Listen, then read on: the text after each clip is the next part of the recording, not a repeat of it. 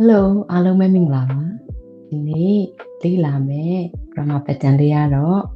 skill နဲ့ပတ်သက်တဲ့ pattern လေးပဲဖြစ်ပါတယ် skill ကိုယ့်ရဲ့ skill ability လုပ်နိုင်စွမ်းရည်တွေကိုအင်္ဂလိပ်လိုဘယ်လိုပြောမလဲ can နဲ့ပြောပါတယ်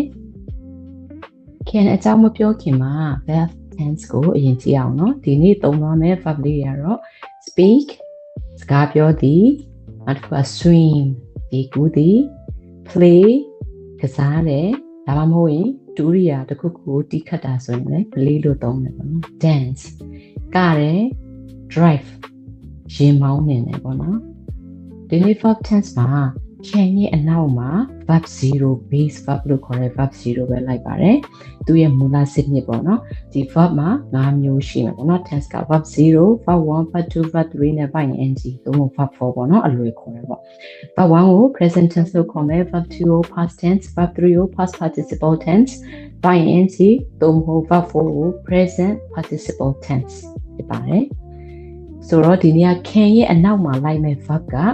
သူက verb 0ပဲဖြစ်ပါတယ်ဒီမှာ subject အနေမို့လို့ s တွေထည့်လို့လည်းမရပါဘူး verb ရဲ့သူရဲ့မူလစစ်မြစ်ဖြစ်တဲ့ base verb သို့မဟုတ် verb 0ကိုပဲထည့်ရမှာဖြစ်ပါတယ်ဒါဆိုရင်အကြောင်းအရာ1ကိုနံပါတ်1ကိုစလိုက်ရအောင် can ကကြတော့ helping verb ဖြစ်တယ်ပေါ့နော် helping verb အနောက်မှာ base verb သုံးမယ်ပေါ့နော် and main verb ပေါ့ main verb ကသူက base verb ဖြစ်ရပါမယ် present tense နဲ့ဖြစ်လို့မရအောင်ပေါ့နော် okay ဒီပထမဦးဆုံးဥပမာကိုကြည့်ရအောင် I can speak English I ကကျွန်မ can က ability ပေါ့နော်နိုင်နေဆိုတဲ့အဓိပ္ပာယ်ဒီမှာ main verb ဒီစာကြောင်းရဲ့အဓိက main verb ကတော့ speak ပေါ့နော် speak ဆိုတာစကားပြောတယ်ပေါ့နော် speak ပြောတယ်ဘာသာစကားပြောတာလဲ speak လို့သုံးတယ်ပေါ့နော် speak ဒါ main verb ဖြစ်တယ်ပေါ့နော်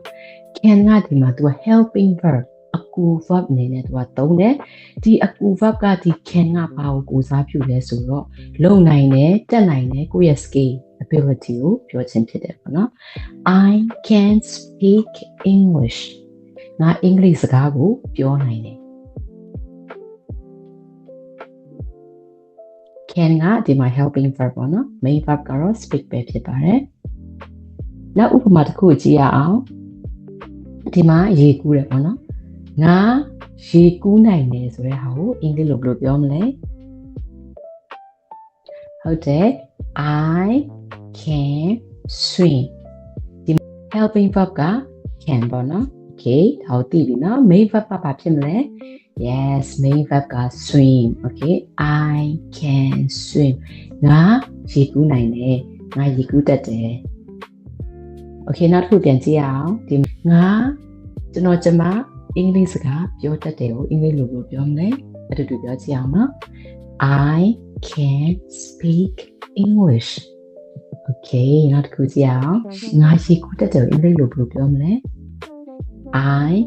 can swim good job နံပါတ်3 piano တီးတတ်လားကိုအင်္ဂလိပ်လိုဘယ်လိုမီးမလဲ Can you play the piano great နောက်နံပါတ်4ငါကတတ်တယ်ဘယ်လိုပြောမလဲ I can dance ငါကတတ်တယ် okay နောက်တစ်ခုကငါကားမောင်းတတ်တယ်ဘယ်လိုပြောမလဲ I can drive a car excellent okay ဒါဆိုရင် comment မှာ I can ဖြစ်မလဲဘာလုပ်တတ်လဲပေါ့နော်ကျွန်မဘာလုပ်တတ်လဲ comment မှာမှန်ခဲ့ပြီးလို့ရပါတယ်လေ့လာသွားတဲ့ can plus base verb ကိုနားလည်ပြီလို့ယုံကြည်ပါတယ်ကိုယ့်ရဲ့ skill ability ကိုပြောတဲ့အခါမှာ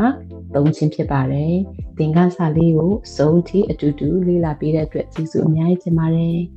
နောက်လာမယ့်ဗီဒီယိုတွေမှာပြန်တွေ့ရအောင်နော် see you